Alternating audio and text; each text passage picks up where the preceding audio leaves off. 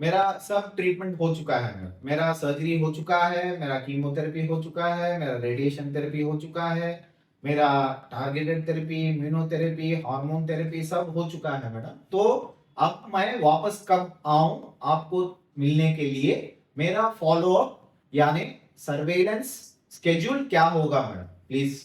So basically जब सारा treatment खत्म हो जाता है तो हमसे ये पूछा जाता है कि अब हम वापस क्यों आए, सब ट्रीटमेंट खत्म हो गया है। तो हॉस्पिटल जाने को एक बहुत बड़ा डर समझते हैं कि हमें कुछ हो जाएगा, हमें डॉक्टर पूरी तरह से नहीं बता रहे हैं इसलिए वापस बुला रहे हैं।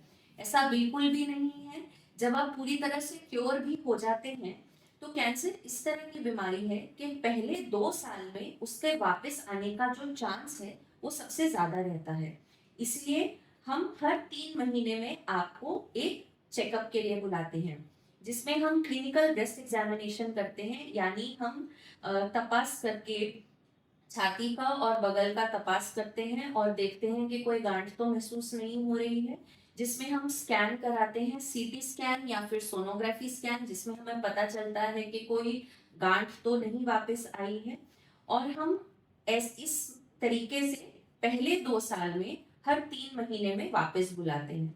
इससे हमें एक आइडिया मिल जाता है कि जो हमारी जो बीमारी है वो कितनी अग्रेसिव है और क्या हमने उसको पूरी तरह से क्योर करने में क्या हम कामयाब रहे या नहीं। और जैसे ही वो 2 साल कंप्लीट हो जाएंगे उसके बाद 6 महीने में एक बार या 1 साल में एक बार आना भी काफी माना जाता है।